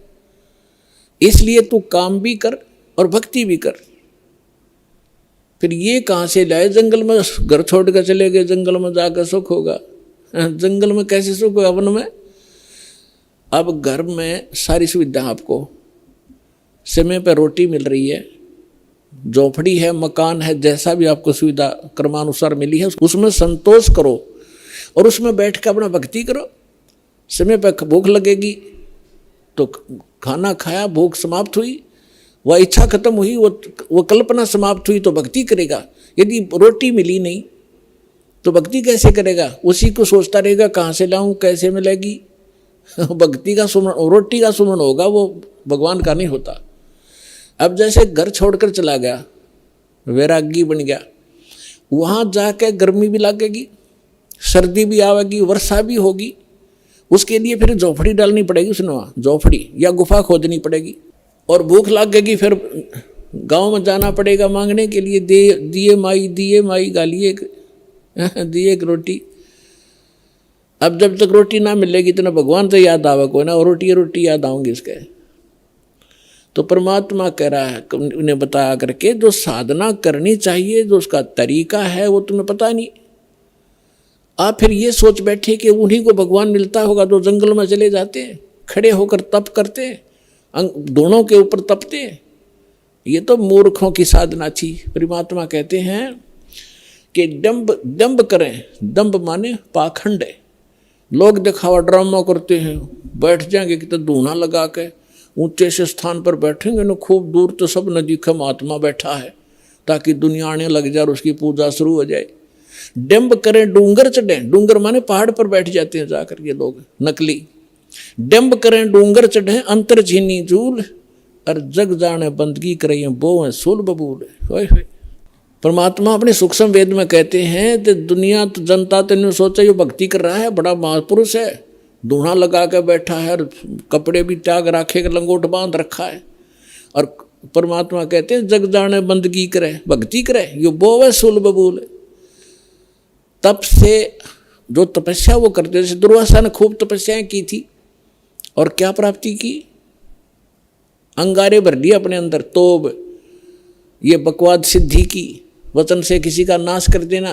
अब दुर्वासा जी ने श्राप दे दिया बेमतलब बकवास का। अब उसने उसके बैड अकाउंट में लिख दिए, वो 56 करोड़ मानस व्यक्ति उसने मार दिए वचन से, और वो उसके बैड अकाउंट में लिखे जाएंगे। जब ये कुत्ते की योनि माँ होगा दुर्वासा, इसके सिर में कीड़े पड़ेंगे, वो 56 करोड़ आत्माएं इसको खा रही होंगी। ये बाल यहाँ कहते तुमने उस दरगाह का मैल नहीं देखा और धर्मराज के तिल तिल का लिखा। तीनों यहाँ बता रहे हैं जग जाने बंदगी करे। परमात्मा कहते हैं ये बोवे सूल बबूल, इन्हें तो काटे बोली अपने भविष्य में, सिद्धि सिद्धि पा के किसी को बेनिफिट दे दिया, किसी को हानि दे दी, दोनों अपनी भक्ति अक्षीण करी, उधर से पाप इकट्ठे कर लिए। अब क्या बताना चाहते हैं परमात्मा कि घाटे बाद सब जग दुखिया। जैसे किसी को हानि होगी व्यवसाय के अंदर तो दुखी, स्वाभाविक दुखी है, तो होगा दुखी होगा।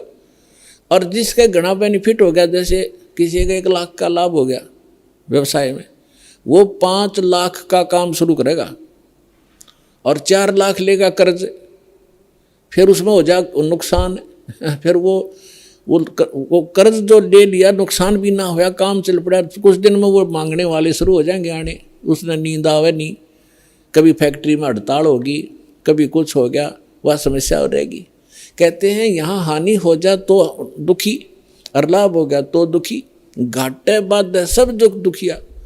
और के गृहस्थी बैरागी हो, अब बैरागी बनकर जंगल में जा बैठा, वहाँ भूख लगी, समस्या है गर्मी और सर्दी वर्षा, ओले पड़े सिर में, फोड़ दे सिर ने, उसके लिए झोंपड़ी डाली, फिर बर्तन भी लाया तो इधर से मांगे मूंगे गए, फिर वो सांग जोड़ लिया जो छोड़ कर गया था घर से। क्या फायदा है वहाँ जंगल में बैठने का, घर में समय पर टूक मिल रहा है, रोटी मिल रही है, खाओ और भजन करो, अपना काम भी करो, निर्वाह भी करो। तो ये वास्तविक तरीका यही था। इन नकलियों को देखकर हम सच्चाई हमें प्राप्त नहीं थी, हम भी ये सोचते रहे कि इन्हीं को भगवान मिलेगा, फिर भी हम छोटी मोटी अपनी राहत के लिए भगवान को याद करते रहते थे। वो भी तरीका ठीक नहीं था। कहते हैं घाटे बाद सब जग दुखिया के गृहस्थी बैरागी हो। और सुखदेव ने दुख के डर से गर्भ में माया त्यागी हो। अब माँ के गर्भ में बच्चे को अपना भविष्य का और पूर्व जन्म की सारी याद रहती है कि पिछले जन्म में मैंने क्या क्या गलतियाँ की, इतने मनुष्य जीवन मुझे मिले, मैंने कैसे बर्बाद कर दिए, संत पूरा मिला नहीं, साधना ठीक बनी नहीं, अटपट करके सिद्धियाँ प्राप्त करके अपना जीवन नाश किया, फिर 84 लाख योनियाँ भोगी मैंने। वो सारी इतिहास देखता रहता, पिछली बैकग्राउंड ट्रेलर चलता रहता है इसके आगे। अगला जीवन भी उसको दिखाई देता कि इसमें मेरे साथ क्या बनेगी।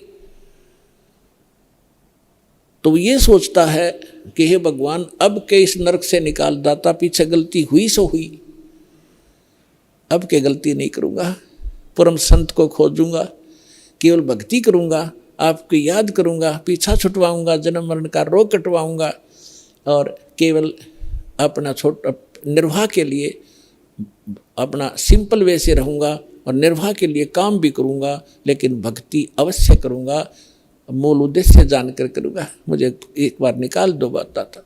तो इसी बात को याद करके सुखदेव ऋषि जी ने 12 वर्ष तक गर्भ से बाहर नहीं आए। फिर ब्रह्मा विष्णु महेश यहाँ के व्यवस्थक हैं, इनको चिंता बनी, काल ने इनको प्रेरणा की, अंडरग्राउंड रूममेट उसके हाथ में है। इन्होंने मीटिंग की कि भी एक सुखदेव नाम के एक ऋषि हैं, एक बच्चा है गर्भ से बाहर नहीं आ रहा है, 12 वर्ष हो गए, ऐसे अगर ये मर्यादा हमारी खराब होगी तो बहनें 12-12 वर्ष तक बच्चों को गर्भ में रखने लगेंगी तो माँ दुखी हो जाएंगी। बच्चा तो 9 महीने मुश्किल से हो जाता है इन बहनों को, माताओं को गर्भ में रखना। तो उन्होंने सोचा भी चलो वो ऋषि आत्मा है, उससे प्रार्थना करते हैं, उसी को कहते हैं, उसको मनाते हैं। तीनों आगे, तब तीनों ने आकर कहा कि ऋषि भाई सुखदेव तू बाहर आ जा, ऐसे ऐसे हमारी परंपरा खराब मत कर। तब उसने कहा कि भगवान बाहर आते ही आपकी त्रिगुणमयी माया से ये जीव इतना अंधा हो जाता है, इसको भूत भविष्य का कुछ याद नहीं रहता। आप ये अपनी माया रोक लो, तब मैं बाहर आऊं, कुछ देर के लिए रोक दो। तो उन्होंने कहा भाई देखो, इसको हम नहीं रोक सकते, ये हमारे बस से बाहर की बात है, हमारे अंदर एक ऐसा गुण भर रखा है, तो इसको हमारे लिए रोकना असंभव नहीं है। तो सुखदेव बोला मैं तो बाहर आऊं नहीं, चाहे 20 वर्ष रहना पड़ो, 100 वर्ष रहना पड़ो। तब उन्होंने लास्ट में ये फैसला किया भी हम ज़्यादा देर नहीं रख सकते, हमारा शरीर फट जाएगा, हम केवल इतनी देर रख सकते। ये देख ले कितना क्षण है। सुखदेव जी ने कहा कि तो आप इतना ही रख लो, देर रोक दो इसको। तो जब वो बाहर आते हैं तुरंत उनकी तीनों गुणों का जो इफेक्ट है हमारे ऊपर एकदम असर करता है। उस समय जब वो माँ के गर्भ से बाहर आया तो वो इतनी देर रोके, इतनी देर में बाहर आ गए, वो चले गए। अपने आत्माओं उसको इस दुख के डरते हैं, गर्भ में माया त्यागी कि मैं इस संसार के चक्कर में नहीं पड़ूंगा, अपना मोक्ष कराऊंगा। मोक्ष बालकों का खेल है। घर से उठ गया आकाश, पिछले संस्कार से उसमें इतनी सिद्धि थी, आकाश में उड़ जाता था, आकाश में उड़ गया, आगे जाके धरती पर टेकना तो पड़ेगा, आकाश में कितने दिन रहेगा, रोटी भी खानी है, आगे नहाना धोना भी होता है। फिर वहाँ पृथ्वी पर फिर गिरा वापस। कहने का भाव ये है कि फिर इस पिछले पूर्व जन्म के भक्ति शक्ति से कुछ सिद्धियां आ जाती हैं, और उन सिद्धियों से हम ये मान बैठते हैं कि ये बड़ा महापुरुष है। सिद्धि तो इस प्राणी का सबसे बड़ा दुश्मन है, और इसके लिए ये, इसी के कारण ये सब ऋषि और महर्षि प्रसिद्ध हो रहे थे। अंत में आपने कथा बहुत बार सुनी है सुखदेव ऋषि की। ये ऋषि महर्षियों में जाता था, इसका बड़ा सत्कार करते थे, स्वर्ग लोक में जाता था, वहाँ भी इसको विशेष आसन दिया जाता था, बड़े महापुरुष हैं। एक दिन विष्णु लोक में चले गए। प्रत्येक डिस्ट्रिक्ट में और प्रत्येक प्रांत में गवर्नमेंट रेस्टोरेंट, गवर्नमेंट वो होते हैं, ये रेस्ट हाउस होते हैं, उसमें उच्च अधिकारी ही रुका करते हैं। तो ये सुखदेव प्रत्येक भगवानों की इन लोकों में, शिवलोक में, विष्णु लोक में, ब्रह्मा जी के लोक में, इंद्र के लोक में, इनके अपने अपने अलग से रेस्टोरेंट हैं जिसमें अधिकारी गण यानी देव लोग ही जाकर रुकते। तो ये पहुंच गया वहाँ पर सुखदेव ऋषि विष्णु जी के लोक में। उस रेस्ट हाउस में जाने लगा, सामने खड़ा था गेट कीपर, उसने रोक दिया, ऋषि जी रुको। कहाँ जी बोलो, आपका अपॉइंटमेंट लेटर दिखाओ, आप कौन हो, किस रैंक के हो। क्या मतलब कि आपका गुरु कौन है? कि मेरा कोई गुरु नहीं, मुझे गुरु की क्या आवश्यकता है, तो मेरे पास इतनी पावर है, ऐसी शक्ति है। बोला जी ऐसे नहीं, इस रेस्ट हाउस में वही आ सकता है जिसके पास ये, जिसका अपॉइंटमेंट हो रहा हो। और कहने का भाव ये है कि जो कोई अधिकारी हो, गुरु जिसने धारण कर रखा हो, और गुरु भी मान्यता प्राप्त हो, नकली गुरुओं से भी अलाउड नहीं आना, नकली गुरुओं के भक्ति करके गुरुओं से। तो ऋषि उस सुखदेव ने काफ़ी उनके साथ जख मारा, लेकिन उन्होंने फाइनल कर दिया कि नहीं, विष्णु जी का आदेश है। तब ऋषि ने सोचा था, सुखदेव ऋषि ने, कि विष्णु जी बड़े खुश होंगे मेरे तय, मैं ऐसी भक्ति की हुई है और वो भगत बछल है। तो सुखदेव ऋषि ने कहा कि विष्णु जी से बात कराओ मेरी, तुम मुझे क्यों नहीं जाने दे रहे हो। तो वो पहरेदार गए विष्णु जी के पास, बाकी वहीं खड़ा रहा एक दो, कि भगवान ऐसे एक ऋषि आए हैं, सुखदेव नाम बता रहा है, और वो जिद कर रहा है इस स्वर्ग के अंदर रेस्टोरेंट में जाने का, रेस्ट हाउस के अंदर जाने की। तो विष्णु जी ने पूछा फिर आपने मना क्यों किया? कि उन्होंने बताया कि उनका गुरु नहीं है, कोई निगुरे हैं, वो अधिकारी नहीं, और आपका आदेश है कि जो निगुरा व्यक्ति हो, जिसका गुरु नहीं हो, इसमें अलाउड नहीं है। आदेश दो भगवान, क्या आदेश आपका? कि बिल्कुल ठीक है, नहीं जाना चाहिए। अब वो जिद कर रहा कि मैं भगवान से बात करके ही वापस जाऊंगा, नहीं तो ये बैठूंगा। तो भगवान विष्णु ने आए बाहर। अब ऋषि जी ने सोचा तो यूं था कि विष्णु जी बड़ी शाबाशी देंगे मेरे को, और ये सोच रहा था कि ये पहरेदार गेट कीपर ये मुझे जानबूझ कर हरास कर रहे हैं। विष्णु जी तो आते ही मुझे सीने से लगाएंगे, भगत वत्सल भगवान हैं, सतो गुणी हैं। जब भगवान विष्णु ने आकर पूछा कि ऋषि जी क्या वाद विवाद है तुम्हारा, यहाँ कैसे आए आप, तो आधा फ्यूज तब वहीं हो गया भगवान के चेहरे को देखकर कि आज ठीक ढंग से बोल नहीं रहे। तब ऋषि ने कहा कि सुखदेव ने जी मैं ऐसे ऐसे, सुखदेव नाम है मेरा, और मैं रेस्ट हाउस में इस रेस्टोरेंट में जाना चाहूँ था स्वर्ग में, इन्होंने मना कर दिया जाना, इन्होंने मुझे रोक दिया। तो भगवान विष्णु ने उन्हीं के सामने पूछा पहरेदारों से, अभी क्यों रोक दिया आपने ऋषि जी को। पहरेदारों ने बताया कि आपका आदेश है, जिनका गुरु नहीं है, मान्यता प्राप्त गुरु, वो इस आपके रेस्टोरेंट यानी इस आपके स्वर्ग में अलाउड नहीं है। तब विष्णु जी ने पूछा क्यों ऋषि जी, आपका कोई गुरु नहीं? अक नहीं जी। सुखदेव बोले नहीं मेरा कोई गुरु नहीं, कि जाइए आप यहाँ से और गुरु बना कर आइए यहाँ पर। अपने आत्माओं देखो, सूक्ष्म वेद से ज्ञान से आपको पता चलेगा, सूक्ष्म वेद से, ये तत्व ज्ञान से। अब देखो अभी तक हम क्या देखा करते, दास ने खूब देखा, जिन्होंने लाल कपड़े पहन लिए और कोई गुरु पद प्राप्त कर लिया, घर त्याग दिया, सन्यास हो गए, ब्रह्मचारी हो गए, तो वो ये सोचा करते गृहस्थी तो एक नेग्लेक्टेड आदमी है। उनको ये जैसे पहले शूद्रों को सोचा करते थे, इनकी ऐसी दृष्टि थी इन ऋषियों की कि गृहस्थी तो एक वैसे रिजेक्टेड आदमी होता है, आदरणीय नहीं होता। अब सुखदेव ऋषि ने कहा कि जी मैं किसको गुरु बनाऊं,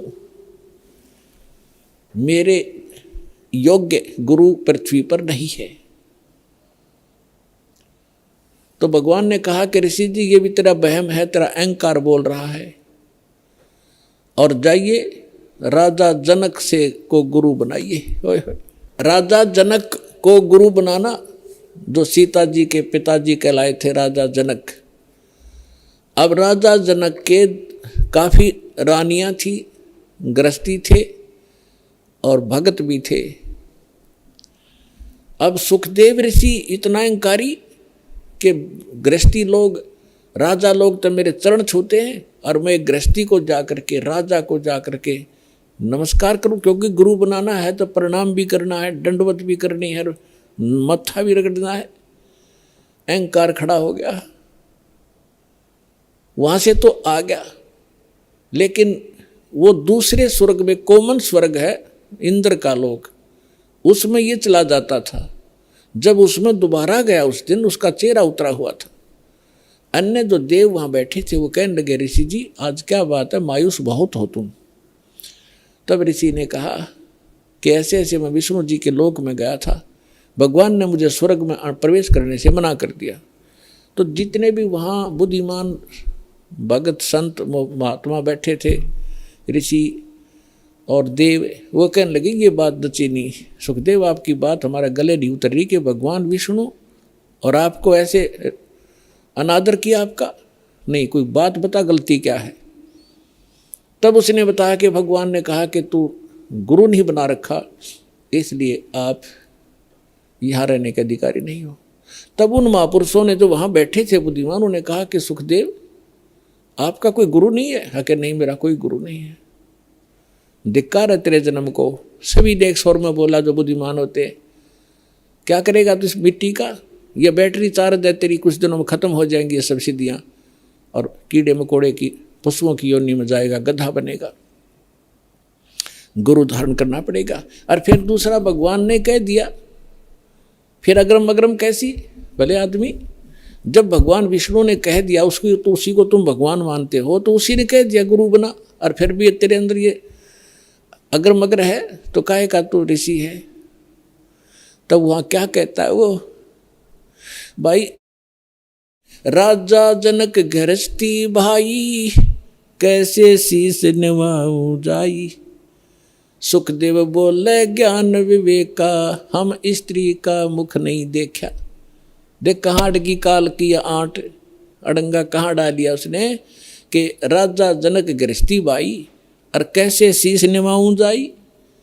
और बोले सुखदेव ज्ञान विवेका, अपनी बुद्धि से उसने खूब सोच समझ गया बात कही कि मैंने स्त्री का मुख नहीं देखा, मैं तो बाल ब्रह्मचारी हूँ और राजा गृहस्थी आदमी है, उसके घनी नारानियाँ भी कई हैं, और उसको कैसे माथा टेकूंगा, कैसे ना सिर झुकाऊंगा, मेरी तो नाश हो जाएगा इज्जत का। तब ऋषि बोले भाई इज्जत ले ले, अर्चे भगवान ना तो अगली जन्म में गधा बनेगा या सारी इज्जत तेरी बिखरती फिरेगी ऋषि जी। अब उसको फिर एक झटका लगा एकदम, क्योंकि महात्मा भगत है वो, चल भगवान के लिए भटक रहा है, उसके अंदर जगह है भगवान की, लेकिन अज्ञान अहंकार, अज्ञान से अहंकार बनता है। तो उसको एकदम झटका लगा और उसकी एकदम पिछला बैकग्राउंड चल पड़ी। उसको थोड़ी सी झलक दिखाई दी कि एक समय ये सुखदेव ऋषि 84 लाख योनियों भोग रहा था, गधे की योनि में भटक रहा जन्मा था और अंधा हो गया। कुम्हार ने उसको त्याग दिया, जंगल में चला जा रहा था, एक पगडंडी पे अटकल सी लगाता हुआ। आगे जाके एक नाला था थोड़ा सा 2.5-3-4 फुट का, लोग उसके ऊपर से कूद जाते थे और उसको कदम रख जाते थे आगे पीछे, ऐसे कोई इक्का दुक्का जाता था उस रास्ते से। तो सुखदेव यानी उस गधे अंधे ने वो दिखा नहीं नाला और उस नाले में फंस गया, आगे मुंह टिक गया, पीछे तो बैक लाग गई। अब कोई इक्का दुक्का व्यक्ति वहाँ उस रास्ते जाता था, दिन में 2-3 दिन में एक आध, वो निकाल नहीं सका उसको। उसके कमर पे पैर रखे व्यक्ति और पुली बना ली, पार होने लगे उसके ऊपर से। तो उसको वो घटना याद आई और 10-15 दिन हफ्ते 10 दिन वो भूखा प्यासा वहाँ मरा। वो उसके सामने वो चक्कर काटने लगी वो घटना। तब राजा जनक से जाकर दीक्षा ली। ये लंबी कहानी है, फिर कब बताएंगे। तो यहाँ परमात्मा कहते हैं भाई घाटे बाधे सब जग दुखिया के गृहस्थी बैरागी हो। सुखदेव ने दुख के डर से गर्भ में माया त्यागी हो, गर्भ में माया त्यागी हो। अब यहाँ तो ये बताना चाहा है कि तुम तो इस छोटे मोटे सुख को ही मान रहे हो, और उस महापुरुष ने तो गर्भ में पता लग गया था भयंकर दुख होगा मेरे ऊपर, और उसने गर्भ भी त्याग दिया, परमात्मा के लिए भटक भी रहा था। फिर वो अहंकार हो गया उसके अंदर और कुछ नहीं बनना था। जो भी थोड़ा बहुत उसको प्राप्त होना था, राजा जनक से उपदेश लेकर विष्णु तक की भक्ति की उसने। अब क्या बताते हैं परमात्मा कि इन साधनाओं से और इनके ज्ञान से आपको पता भी लग गया, तो समाधान कंप्लीट ना होने से फिर दुख ज्यों का त्यों। और जो हम साधना बताने जा रहे हैं, इसके करने से ये रोग कटेगा, सदा के लिए सुख होगा। सुखदेव ने 84 भुगती बना पजावे खरवो, तेरी क्या बुनियाद परणी तू पेंडा पंथ पकड़वो। क्या बताना चाहते हैं भगवान कि सुखदेव ऋषि ने 84 भुगती, 84 लाख योनियों में कष्ट उठाए ऐसे महापुरुष ने, और बिना पुजावे खरवो, खर माने गधा, पुजाओ माने कुम्हार के उस सिस्टम पर, और तेरी क्या बुनियाद पराणी तू पेंडा पंथ पकड़वो। कि अब तेरा क्या औकात है, जब इसे ऋषियां की विरन मिट्टी हुई साधना के करने से, अब हम जो पेंडा मार्ग पंथ, जो वे ऑफ वर्शिप, पूजा का मार्ग तुझे बता रहे हैं, इसको ग्रहण करो, इससे लाभ होगा। फिर क्या बताते हैं कि जंगम दुखिया जोगी दुखिया, तपस्वी को दुख दूना हो, आशा तृष्णा सब में व्यापे, कोई महल ना सुनो हो, कोई महल ना सुना हो। जंगम दुखिया, योगी दुखिया, तपस्वी को दुख दूना हो। तपस्वी क्या करता है, एक जन्म में घोर तप करता है, अगले जन्म में राजा बनता है, तप से राज मदमानम, और जन्म तीसरे शुक्र सवानम, अगले जन्म में गधा बनता है राजा तीसरे जन्म में। एक पहले जन्म में तप किया, शरीर खूब दुखी किया, अगले जन्म में राजा बन गया, राजा महादुखी होता है, सपने में सुख नहीं होता यहाँ के राजा को। अब आपको बता ही दिया, कहते हैं तपस्वी को दुख दूना हो, पहले तपस्या करने में दुख और फिर राज करे, सपने में भी नींद नहीं आती, रात को भी नींद नहीं आती, गुटी लाके पड़े रात में राजा, ये छोटे मोटे सुख। अगले दिन में गधे की योनि में जाएगा तीसरे, तप से राज मदमानम, और जन्म तीसरे शुक्र सवानम, कुत्ता और गधा बनता है। ये दुर्वासा की कथा आपको सुना दी, उसने हजारों वर्ष तप किया, ये डले डोए, ये प्राप्ति की, नाशकरण की साधना कर ली। इसी प्रकार फिर बताते हैं कि साच कहूँ तो जग नहीं माने, पर झूठ कही ना जाई हो, ये ब्रह्मा विष्णु शिव जी दुखिया, जिन ये राह चलाई हो, जिसने यहाँ इस जन्म पालन और मृत्यु का जो ये मार्ग चला रखा है, ये तीनों दुखिया। फिर क्या बताते हैं कि भूपति दुखिया, यानी पूरी पृथ्वी का शासक भी दुखिया, सुरपति दुखिया, भूपति दुखिया। सुरपति इंद्र वो महादुखी, और रंक दुखी बपरीती हो, और गरीब आदमी तो वैसे स्वाभाविक दुखी, रंक दुखी बपरीती हो। ये तो या तो रीत है कि गरीब वही दुखी रहे, सारी आपदाएं गरीब आया करती हैं।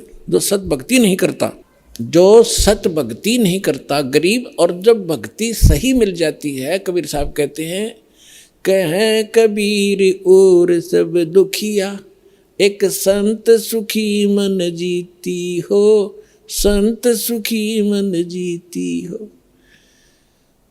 संत हो, परम भक्त हो, परम संत से दीक्षा लेकर के, और फिर जैसे संत बताते हैं, जो परम संत होगा, सतगुरु मिले तो इच्छा मेटे, पद मिल पदे समाना, चल हंसा उस लोक पठाऊं, जो आदि अमर अस्थाना।